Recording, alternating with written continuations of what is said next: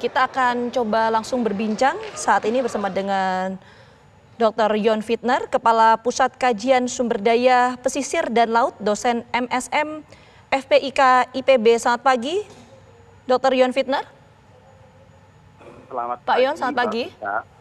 Ya, Pak Yon, kita tahu bahwa agenda kedua dalam perhelatan KTT G20 ini adalah penanaman mangrove di wilayah Bali. Nah, apa yang kemudian bisa kita maknai dari kegiatan ini berkaitan dengan krisis iklim? Ya, terima kasih Mbak Vita. Ini agenda yang menarik dari Indonesia ya.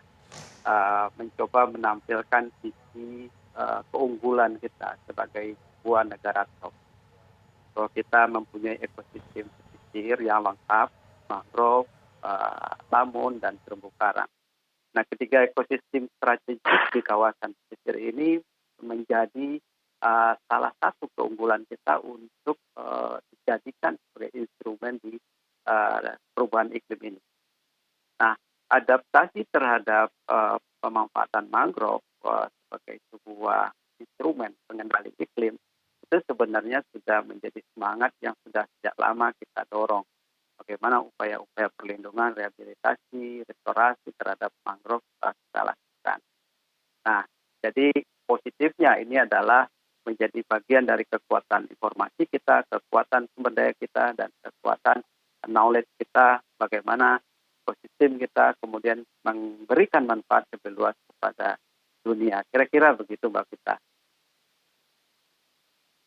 Kita lihat penanaman mangrove ini seberapa signifikan dan pengaruhnya terhadap krisis iklim.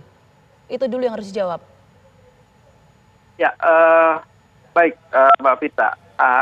Semuanya tentu basisnya evidence ya Mbak ya. Berdasarkan riset yang sudah banyak dilakukan oleh peneliti kita ataupun peneliti dunia terkait mangrove.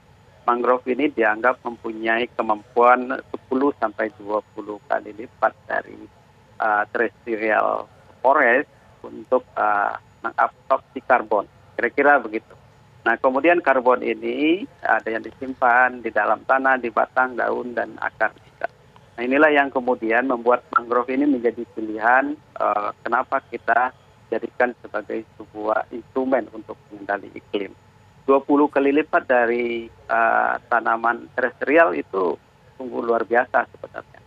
Tetapi tentu ini tidak selesai di situ saja, karena jangan sampai kita merusak di darat terus kemudian menjadikan mangrove satu-satunya sebagai tulang punggung kita.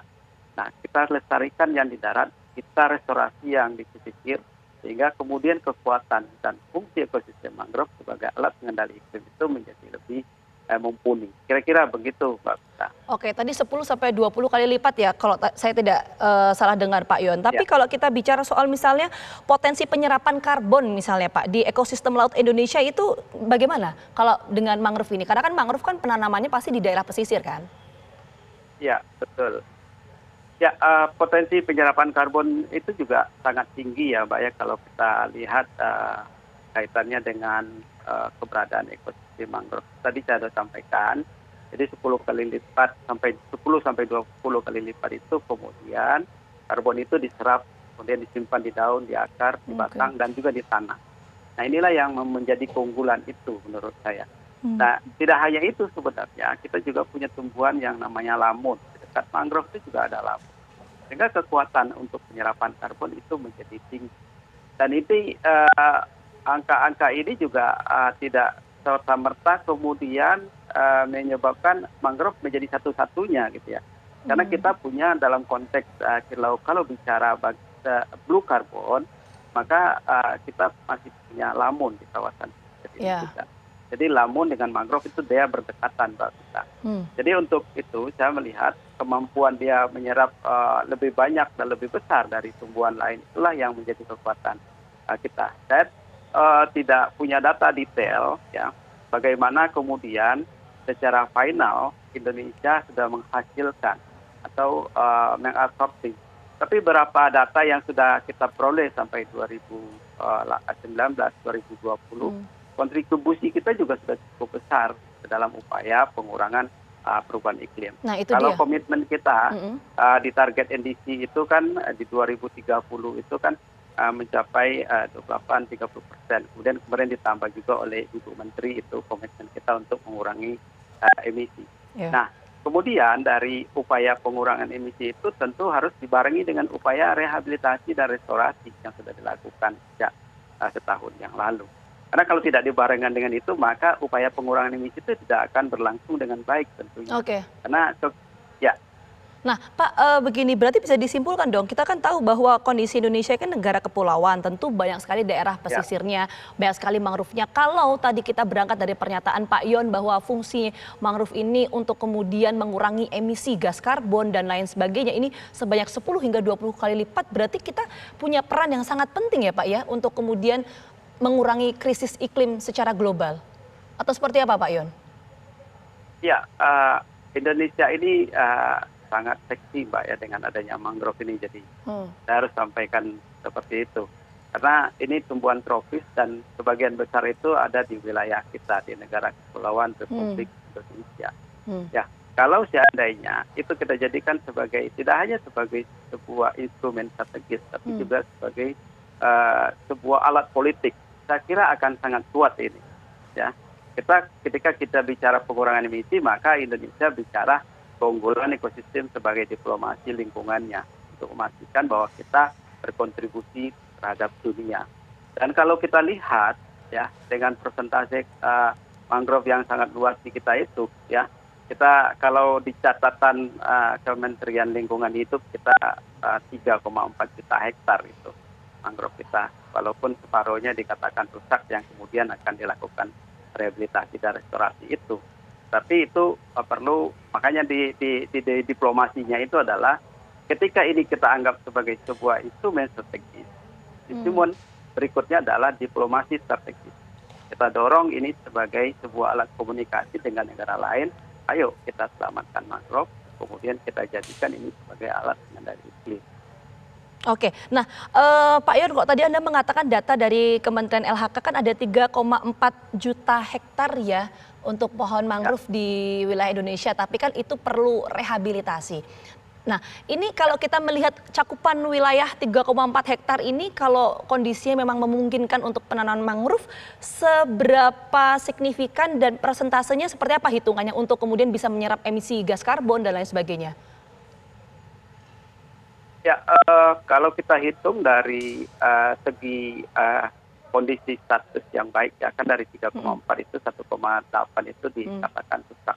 Kalau kita katakan itu sebagai sebuah kawasan yang belum efektif untuk menyerap, maka sekitar 1,6 juta hektar itu tentu bisa kita harapkan untuk menyerap karbon lebih banyak dan lebih baik lagi. Nah, kalau seandainya upaya rehabilitasi dilakukan, maka upaya penyerapan akan lebih besar lagi.